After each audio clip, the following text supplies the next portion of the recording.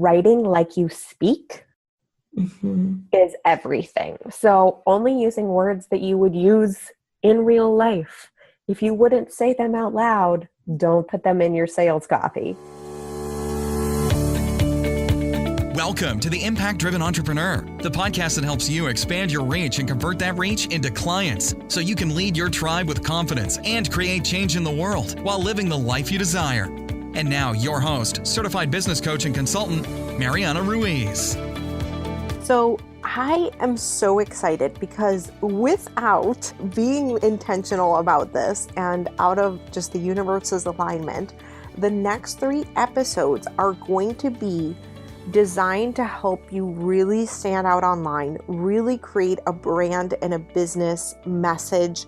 This episode is going to be all about infusing who you are into your copywriting. In this episode, I'm talking with Kate McCarthy all about copywriting, being genuine to yourself, being authentic, and coming at your copywriting instead of from a conversion and like numbers perspective, from a very heart-centered place that is really, really true to you.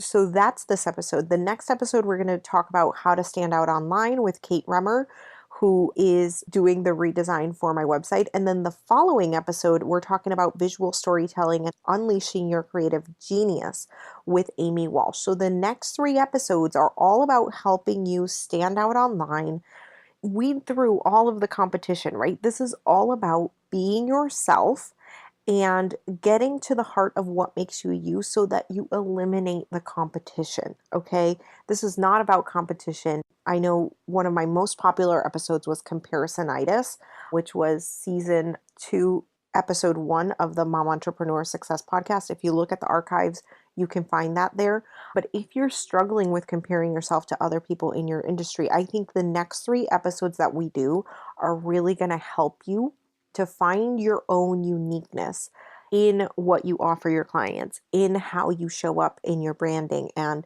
most importantly, give you that confidence boost about the products, services, and your overall business. So I hope you enjoy the next 3 episodes. Like I said, this is the first of a series of 3 episodes designed to help you stand out online. And we're going to start with Kate McCarthy.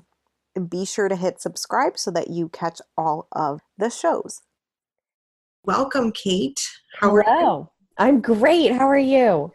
Good. I am so excited to chat with you about this. But first, I'd like to know your story, how you got started as a copywriter, and what that looked like. Yeah. So I actually began my journey into entrepreneurship 4 or 5 years ago. I was a health coach and I got my health coaching certification. And over time, I realized that while this world was something that I really wanted, and I love that you worked with impact-driven entrepreneurs because that's what I was seeking. I wanted to be able to make an impact and have an influence. And I was particularly passionate about helping people to learn how to love themselves, love their bodies, and be able to use food to fuel that. So anyways, I was in health coaching for a little while, and when I realized that that wasn't it, I shuttered my doors there and closed my business and was like, okay, well, what next? I'll just go get a job, get a 9-to-5. And then my mom got sick, actually, and I'm the oldest of 4 kids, and I realized that I needed to find something that both fueled me and also gave just enough flexibility for me to be able to go to doctor's appointments, run to the emergency room if I needed to, be able to really be there for her and for my family. And so I was talking with a good friend of mine who had seen me through the health coaching years, and she said, Kate, you're a writer. Like, you've always been a writer. And she's like, you need to offer this to the world. And so she was like, just whip up an offer and see what happens. And I did it and ended up feeling more aligned and making more money than I had in like the last 6 months of health coaching. And I was kind of hooked from that point. So things have taken a lot of different shifts and turns. I started out kind of in the editing world, moved more into the copy, what I call copy polishing world. So kind of helping somebody hone in on an already existing voice. And now what I actually primarily do, in addition to helping people with their copy, is I do brand mentorship. So specifically around messaging. And I call it brand messaging with soul, because we all know what the brand messaging that's kind of slick and slimy and surfacey it doesn't feel like us at all. So that's what I'm doing now. Long story short. That is so beautiful. Thanks. Thank you for sharing that. And I love how organic it kind of was. Kind of my journey has also just been really, really organic and kind of like the next step and the next up level and the next up level. Love that. Yeah. You know, I think that there's something there. One of the things that I've witnessed in a lot of my clients, particularly my one-on-one mentorship clients, is once you figure out who you are, what you're about, what you stand for, and what you want to be known for, it's just shifting closer and closer to center. So that might show up in a lot of different ways. Like for yours, start working with moms and then realize that really you're driven to work with impact-driven entrepreneurs and just kind of coming closer and closer to that aligned center. But it's a lot about self-awareness and showing up authentically. And when you know yourself, that happens a lot more seamlessly and organically than all the pushing. Yeah. Totally. And one thing that I love that you've touched on a couple times is like the difference between the slick copywriting that converts, right, to more of the genuine, authentic writing. So how can we hone in on that voice, or how can we start to even explore that, especially when there's, you know, like the 5-step formula that is for perfect copy? Yeah. Well, I think that when people are hiring coaches, mentors, designers, brand experts, they're looking to come in contact with a human that's a few steps ahead of them and is able to guide them, but is also a human. And what I found in those 5-step formulas, while they are very pretty and may convert the sale at the beginning, in terms of sustainable success, it's a lot harder for them to find it. And I say that because I had one client, I remember she came to me and she had had a professional copywriter write her copy. But if you saw her website copy and then you met her, they're two different people. The copy that had been written was like a personality-driven copy. So really pointed and brash. And I think that it had F-bombs littered throughout it, which is totally fine if that's who you are. But this woman was this really beautiful, sweet Midwestern girl who had never uttered a cuss word in her entire life. And so when her clients got on the call with her after having been sold via the website copy, they didn't know how to find success with this kind of softer, warmer side. Yeah, exactly. And then when she decided to just show up as herself, she found clients that not only aligned with her and she was happy to work with, but also got a whole lot more success in the coaching process because they knew what they were getting when they signed up. And it also allowed her to share her website and share her words in a way that didn't feel misaligned and out of integrity. So love that. I think that integrity piece is so important because that makes the difference between you promoting your website and just having it sit there in the background somewhere. Exactly. And I think particularly for heart-centered entrepreneurs, women and men, and who want to make an impact on a deeper, soulful level, there are physical and emotional effects of trying to sell something that's out of integrity with who you are. And it makes it so that you don't show up as your full self. And so you don't do the things you need to do or show up in front of the people that you need to be showing up in front of, just because sensitive souls have a harder time being out of that alignment. And I think it's so important that we know who we are so that we know what our voice sounds like and how to share with integrity. Yeah. Love that. So do you have like specific exercises or something that you do to help them get to know who they are? Because I feel like maybe this is just me, like the way that I am, but like, I feel like I have a little bit like two sides of me. The side that's like the warm, like the nurturing, and then the side that's, I just tell it like it is and it just is, right? And I think that's partially from being a nurse, where that was my role. I had to be strict when I had to be strict and, make my patients do the thing they needed to do to get well, but I also had to be super warm and caring. So how do you help somebody to find either their true self or like how different aspects of their personality kind of merge? Totally. So I love that question because we are all multifaceted humans and we all have these different sides to us. We're not all warm and fuzzy all the time, and we're not all strategy driven and ambitious all the time. So there are these different sides of us, different voices within us that all come out at different times. And I think that we tend to think that we have to have one voice, one message, that we can only be one thing. And one of my favorite brand exercises, I learned this from Kathleen Shannon over at Braid Creative, is thinking about like a dinner table, and you are inviting 4 guests to this dinner table. They're the people, dead or alive, real or fictional, who have impacted you.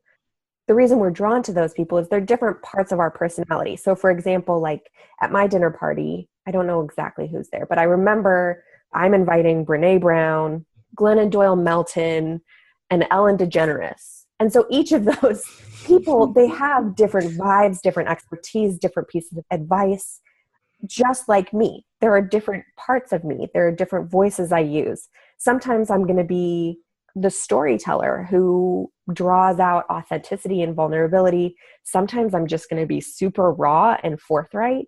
And sometimes I'm really hilarious and, like want to be lighthearted and playful. So there's nothing wrong about bringing all of those different sides to the table. When I work with my clients, I have a workbook that I guide them through. That's kind of our starting point, and it helps get everything out there without that filter that we tend to use. There's specific questions that I think kind of cut through the ego and allow us to get to the heart. And so people show up in ways that they don't usually give themselves permission to show up. Yeah. Love that. Yeah. So it's the ego that is stopping us. Yeah, I think it's fear. I think it's a really long list of shoulds and supposed tos and ought tos. And I think a lot of people get overwhelmed and like knocked off center by all the noise online. Like you see the way that everybody else is doing it, so you think you have to do it that way.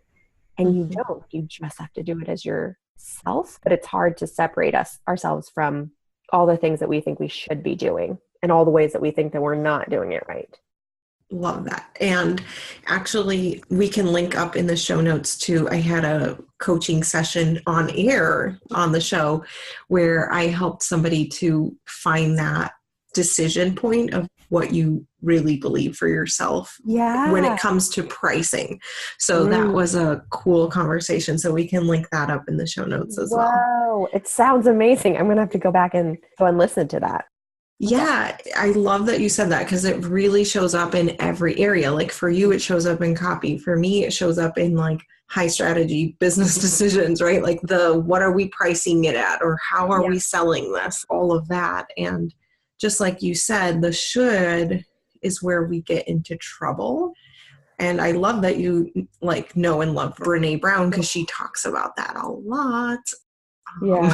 My dream is to like just follow her around, pick up the bits of wisdom that she tosses. And she just does it so nonchalantly, like, and here's this. Yeah.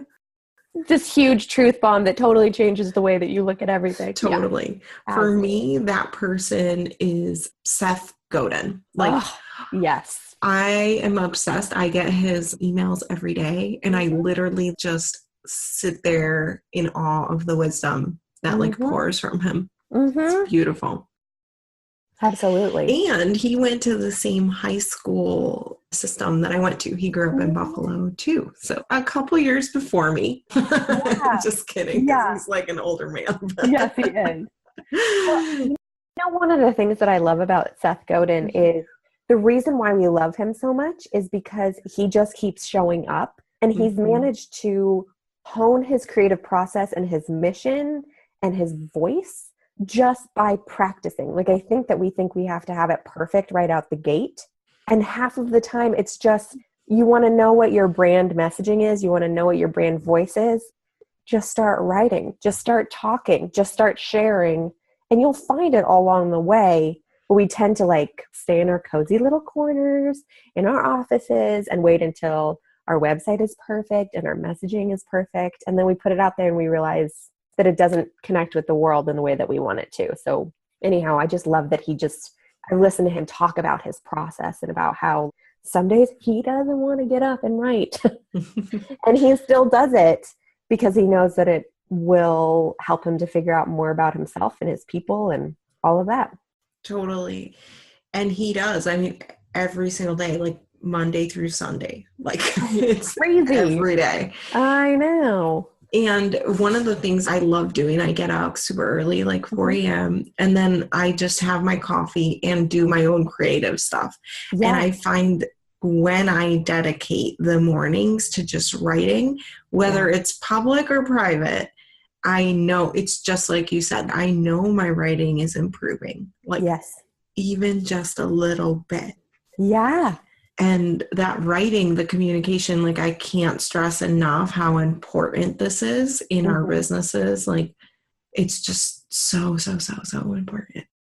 Yeah. Well, I mean, it's how you translate the heartbeat of your work into words. It's how you connect with people. And I think you're so right. The only way we get to know our voices, whether it's in writing or through podcasting or whatever, is by doing it every day, at least a few times a week, just doing it. And I love to hear that you feel like your writing has improved or gotten closer to who you are. That's so great. Yeah. You know, when I first started, it was like, okay, there's a thing called copywriting. Here's the formula. Like, you know, that was totally me. And even still sometimes if I'm writing a sales page or something that's a little bit more a thing, right? Yeah. Then I'm more tempted to go there. And if I allow myself to, I then go through and just be like, is this really me? Is this really what I would say on a sales call? Because I know on my sales calls, it's super me just being me.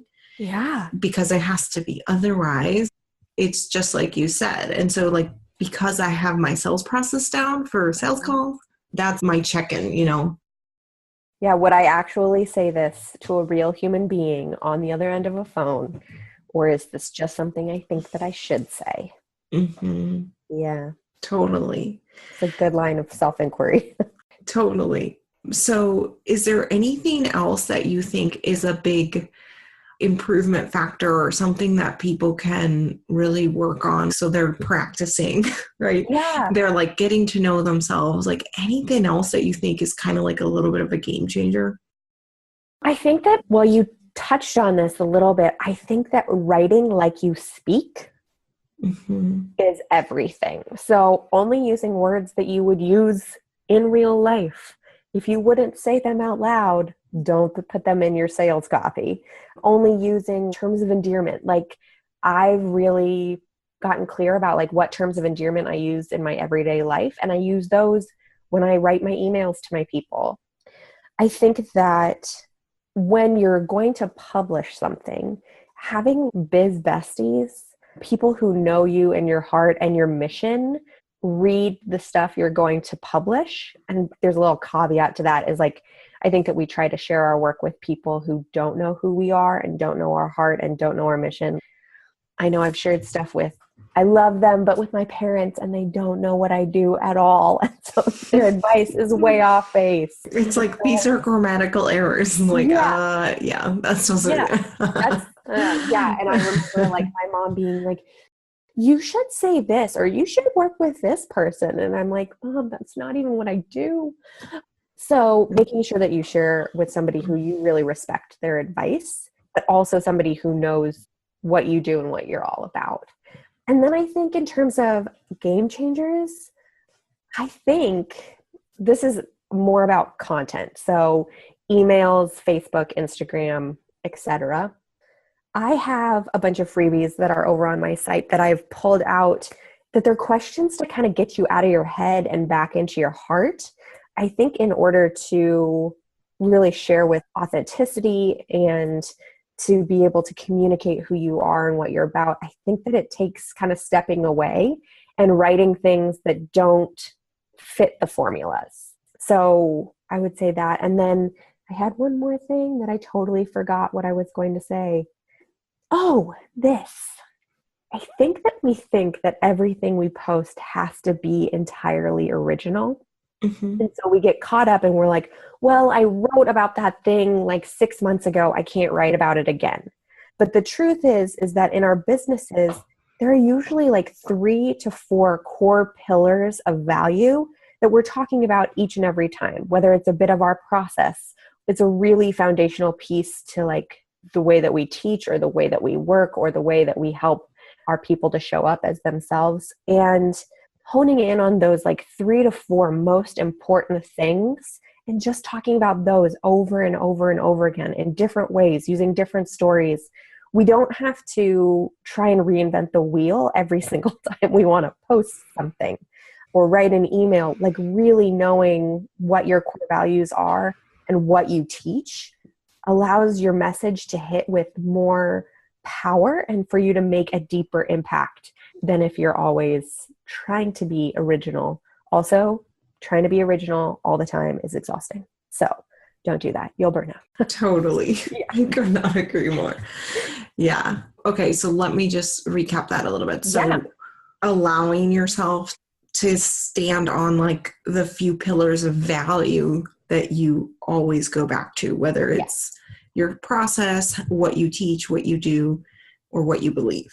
Yes. Love that. Yeah, you said it.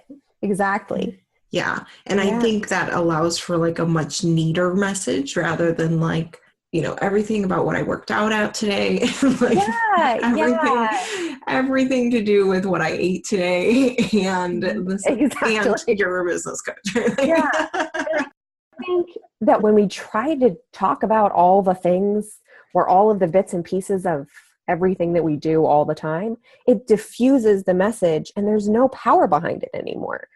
And human beings, we can hear a message a million times, and then there will be one time we hear it that it actually clicks. And so you have to say those same things over and over and over again, never knowing when it's going to click for your people. And so, yeah, I love that you said like a neater message. It doesn't feel chaotic at that point. Yes. Love that. Mm-hmm. Awesome. And we'll definitely be linking to the show notes to that freebie you mentioned about the questions and like writing prompts. Yeah. So I would totally be interested to do that in my mornings. So I have a resource library that I built with all of my favorite freebies, and it has my absolute favorite, which I call unedited.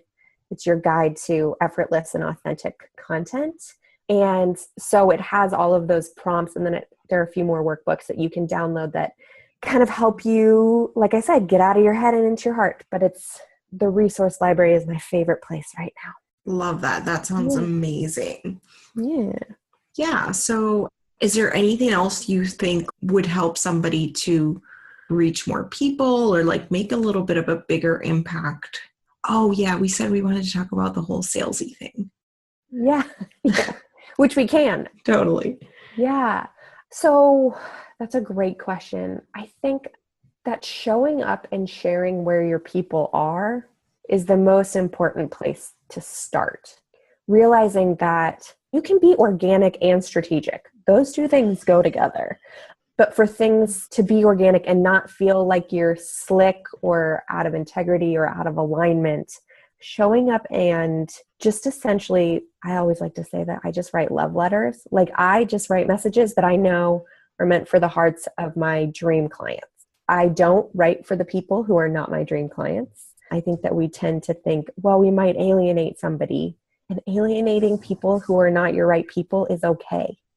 If people don't like you, it's okay. They weren't your right people. I'm like saying that to myself to remind myself of that as well, because it's not an easy thing to do when you want to make an impact and you are a heart-centered person and you want to show up and like serve. I think all of us have a little bit of people pleasing in us. And so the idea of alienating an audience can feel difficult. But if you try to show up to everybody, you're not showing up for anybody. And so I think that just writing to your people over and over and over again in the platforms that they hang out and in the platforms that you enjoy being as well, that's the best way. I like to reframe sales as like a process of invitation. If you think about your highest level offering, so like one-on-one coaching for your signature course as like dining room table, and you only have so many seats at this dining room table and they're only meant for your dreamiest client. Each and every thing that you share, each and every opt-in, each and every smaller offer, all of those tripwire offers and smaller things, those are like ways that you invite people closer and closer to that dining room table. And when you think about it as just inviting the right people, it can take the pressure out of sales. I think that sales is a little scary for all of us. But when I think about it as I'm just speaking to my people and inviting them in and hoping that they take the invitation and they come and join me, but not being tied to it as much, I think that that's how I've helped a lot of my clients reframe sales for themselves and get more clients because of it. So totally. Yeah. I like to think of it as without sales, you can't make the deep impact, right? Because imagine that person like not being able to sit with you at the dining room table because you were too afraid. That person, their entire life could change. Like I'm thinking specifically of a few people in my business, their life has literally changed. And it's like, that is so powerful. And had I been too afraid to ask for the sale or to even start to create content to eventually someday ask for the sale, it's like, that would have been a really huge disservice to them. So like, if we reframe it to like sales is impact on a deeper level, right? So like reach is more impact on the numbers, right? Like helping lots of people. And then sales is the depth of that relationship. I think, that is beautiful. I love that reframe. Yeah. I love that. I was just thinking yesterday, so I'm finishing up a group course where I taught people how to write their own soul-soaked copy, and launching the group program was, oh my gosh, so exhausting. I mean, launches are always exhausting. Every time I launch, I get a little bit closer to something that feels remotely good, but it's still exhausting.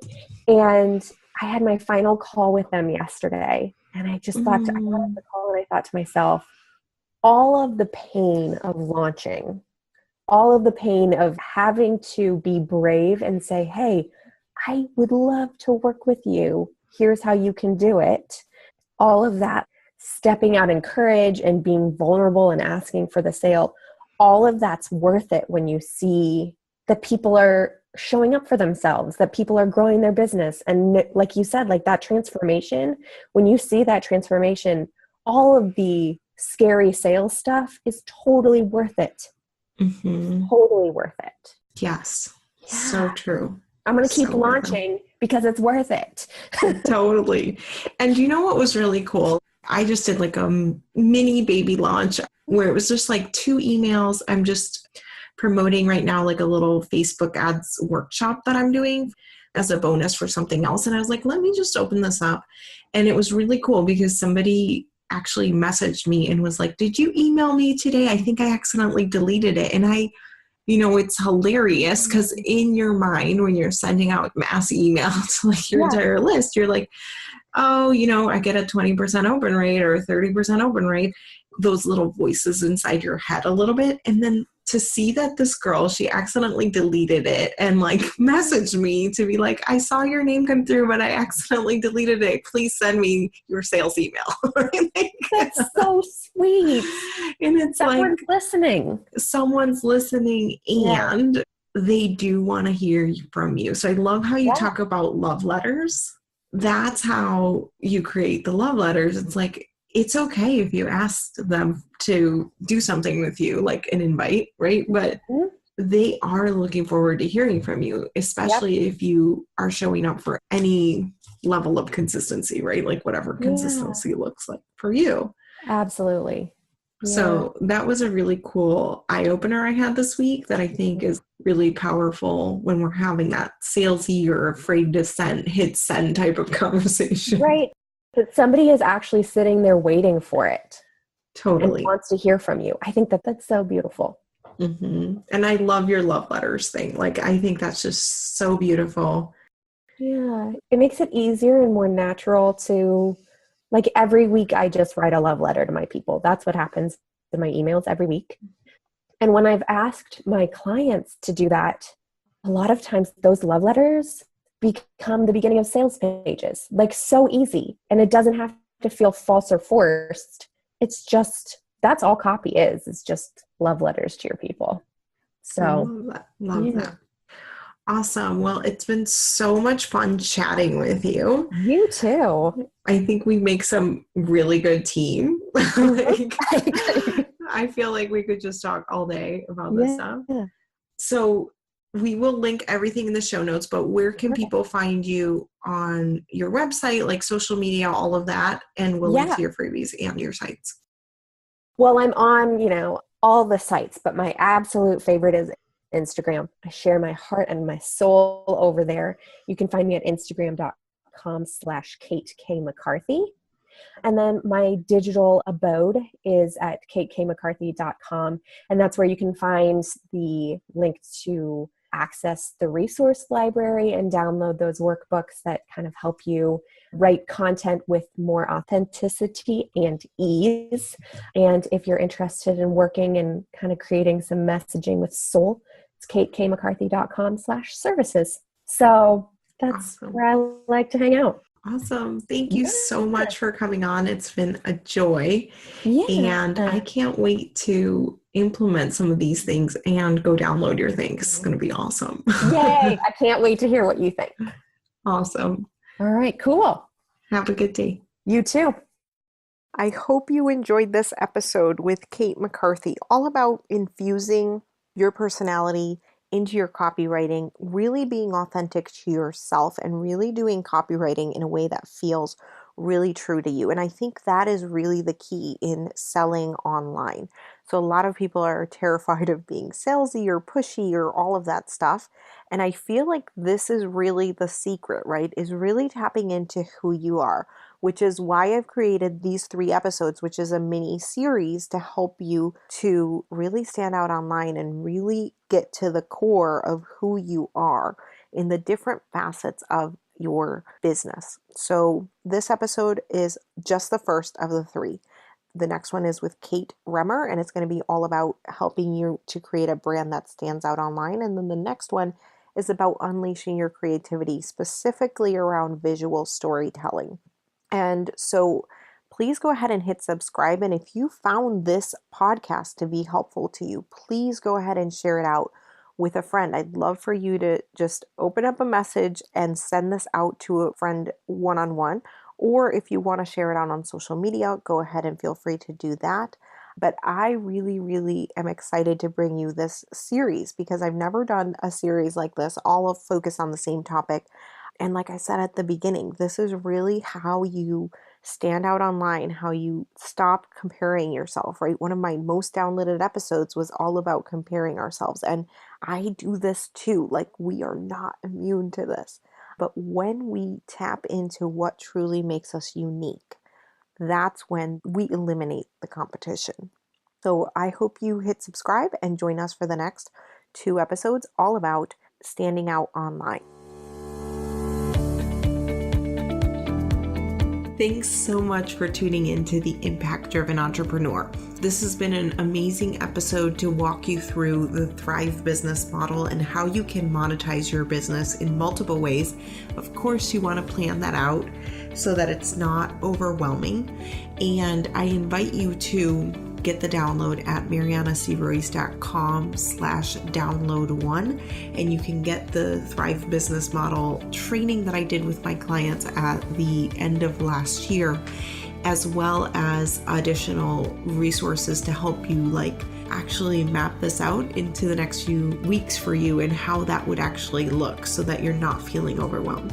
In the next episode of The Impact Driven Entrepreneur, I'm going to be interviewing Stacy Gushtek, and we are going to be talking about starting where you are. No matter where you are in your business right now, you can start that next project. You can start that next phase in your business. You can start your business if you're still feeling a little bit stuck.